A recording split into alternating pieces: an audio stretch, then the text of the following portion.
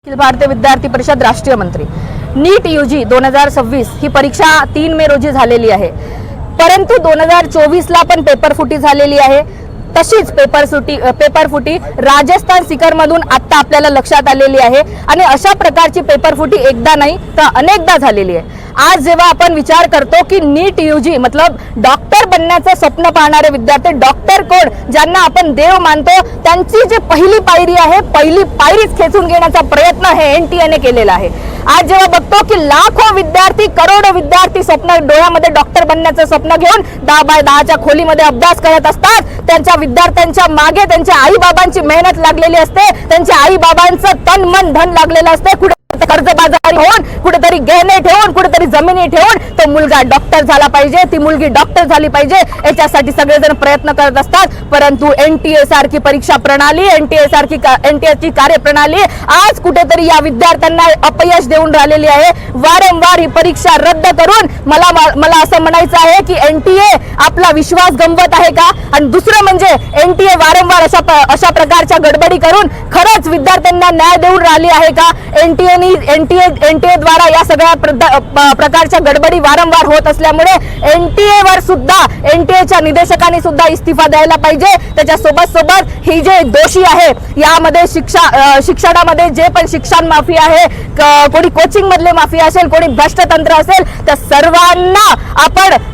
सर्वांना डिटेक्ट करून समोर आणायला पाहिजे। त्यांच्यासाठी कठोरात कठोर कारवाई करायला पाहिजे, कारण या देशामध्ये आर्थिक घोटाळा झाला तर मोठे कायदे आहे, या देशामध्ये वाळू माफियांसाठी मोठे कायदे आहे, या देशामध्ये भ्रष्टाचार झाला तरी सुद्धा मोठे कायदे आहे, पण पेपर फुटी सारख्या घटनेला सामान्य घटना म्हणून पाहणाऱ्यांसाठी मोठा कायदा नाही आहे। पेपर फुटी सारखी घटना ही मास लेवलची पेपर फुटी आहे आणि या घटनेला सुद्धा देशद्रोह म्हणून बघायला पाहिजे, या घटनेच्या या दोषींना सुद्धा गुन्हेगार म्हणून बघायला पाहिजे। कारण भारत देशाच्या सीमेवर सैनिक जर सीमा सांभाळत असेल तर भारत देशाच्या राष्ट्राचं भविष्य हा विद्यार्थी आहे। म्हणून या विद्यार्थ्यांना न्याय देण्यासाठी आणि या विद्यार्थ्यांच्या वतीने न्याय मागण्यासाठी आज अखिल भारतीय विद्यार्थी परिषद नागपूर महानगरामध्ये विदर्भ प्रांताच्या केंद्रावर मोठ्या संख्येने निदर्शन करून राहिलेली आहे। यासाठी आजचं एक निदर्शन होतं।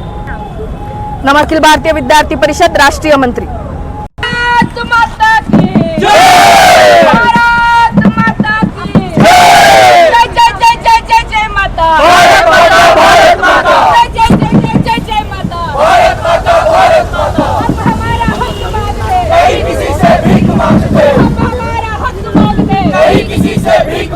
शिक्षण आमच्या हक्काचं, शिक्षण आमच्या हक्काचं,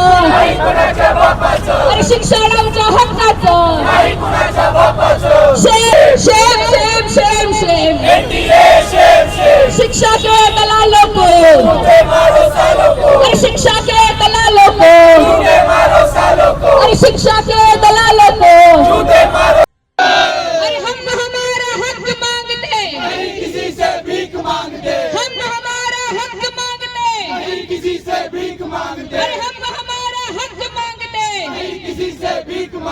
शिक्षा के दलालों को, जूते मारो सालों को, शिक्षा के दलालों को, जूते मारो सालों को। शेम शेम शेम शेम एनडीए, शेम शेम शेम शेम शेम शेम एनडीए, शेम शेम एनडीए, शेम शेम शेम शेम शेम शेम एनडीए, शेम शेम। नीट छात्रों के सम्मान में एबीवीपी मैदान में, नीट छात्रों के सम्मान में एबीवीपी मैदान में, नीट छात्रों के सम्मान में एबीवीपी मैदान में। जय जय जय जय जय जय माता, भारत माता, भारत माता, जय जय जय जय जय जय माता, भारत माता, भारत माता। Student power, Nations power, Nations power, student power, छात्र शक्ति, राष्ट्र शक्ति, राष्ट्र शक्ति, राष्ट्र शक्ति। भारत माता की, भारत माता की जय। हम मांगते, नहीं किसी से भीख मांगते, अरे हम हमारा हक मांगते, नहीं किसी से भीख मांगते, शिक्षण आमच्या हक्काचं, नाही कुणाच्या बापाचं, अरे शिक्षण आमच्या